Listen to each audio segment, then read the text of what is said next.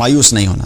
اللہ تعالیٰ نے بہت جگہوں پہ اپنی رحمت کا ذکر کیا ہے اور اپنے ایسے لوگوں کو ایڈریس کیا ہے کہ جو گناہ گار ہیں۔ قرآن میں اللہ تعالیٰ نے ایمان والوں کو بھی ایڈریس کیا ہے اور گناہ گاروں کو بھی ایڈریس کیا ہے۔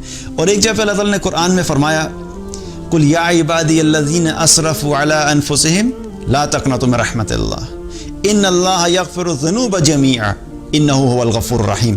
اے میرے وہ بندو جنہوں نے اپنی جانوں پر ظلم کیا ہے، جنہوں نے اپنے آپ کو گناہوں میں ڈبو دیا ہے، لا تقنطوا من رحمت اللہ، تم اللہ کی رحمت سے مایوس مت ہونا، وہ تمہارے سارے کے سارے گناہ معاف کر دے گا، وہ بڑا غفور رحیم ہے، بڑا معاف کرنے والا ہے۔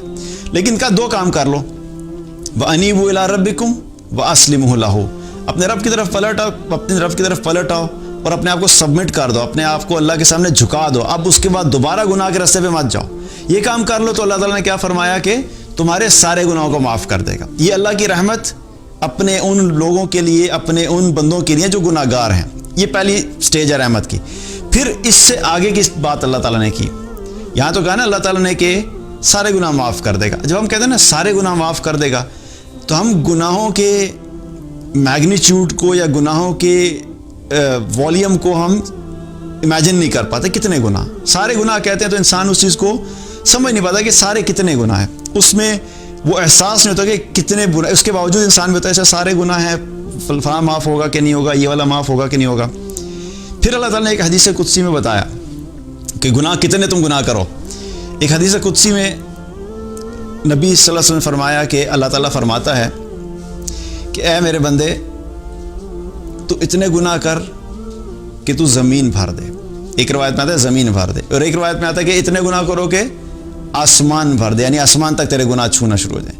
تو اے میرے بندے تو اتنے گناہ کر کے تو ان گناہوں سے زمین کو بھر دے، اور نہ صرف زمین کو بھر دے بلکہ تیرے گناہ آسمان تک پہنچ جائے۔ اب یہ آپ سوچیں کہ کتنے گناہ ہوں گے، کوئی انسان اتنے گناہ کرے کہ اس کے گناہ سے پوری زمین بھر دی جائے، اور پھر اتنی ہو کہ نہ صرف زمین بھر دی جائے بلکہ اس کے گناہ آسمان تک پہنچ جائے۔ آسمان تک، پہلے آسمان کو آج تک کسی نے ٹچ کیا ہے؟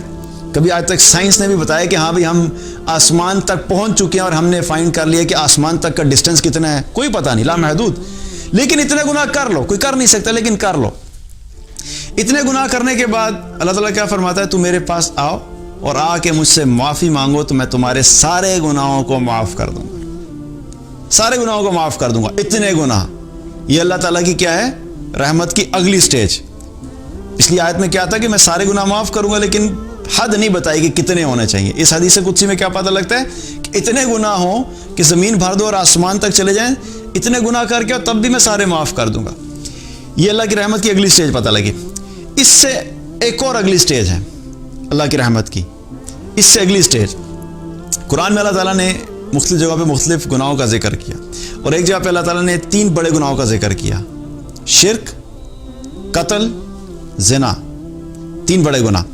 اور ان 3 گناہوں کا ذکر کرنے کے بعد اللہ تعالیٰ نے فرمایا الا من تاب وآمن وعمل عملا صالحا فاولئک یبدل اللہ سیئاتہم حسنات، کہ اتنے گناہ کرنے کے بعد بھی اگر کوئی شخص توبہ کرے، توبہ کرنے کے بعد ایمان لے آئے اور نیک اعمال کرنا شروع کر دے، تو اللہ تعالیٰ کیا فرماتا ہے کہ میں اس کے تمام گناہوں کو نیکیوں میں تبدیل کر دوں گا، تمام گناہوں کو نیکیوں میں تبدیل کر دوں گا۔ پہلی آیت میں کیا پتہ لگا کہ سارے گناہ معاف کروں گا، لیکن میگنیچیوڈ نہیں پتہ، والیوم نہیں پتہ کتنے۔ حدیث قدسی سے کیا پتہ لگا کہ اتنے گناہ کرو، زمین بھر دو، آسمان تک پہنچ جائیں، سارے گناہ معاف ہو جائیں گے، یہ اگلا لیول۔ اور تیسرا لیول کیا پتہ لگ رہا ہے کہ تمہارے سارے گناہوں کو میں نیکیوں سے تبدیل کر دوں گا۔ یہ اللہ تعالیٰ کن سے بات کر رہا ہے؟ گناہ اسی کے تبدیل ہوں گے نا جس کے گناہ ہوں گے، تو گناہ جو کرتا ہے اس کو کیا کہتے ہیں؟ گناہ گار۔ تو جب گناہ گاروں کے لیے اللہ کی اتنی رحمت ہے تو آپ سوچیں کہ جو نیک اعمال کرنے والے ہوں گے ان کے لیے اللہ کی کیا رحمت ہوگی۔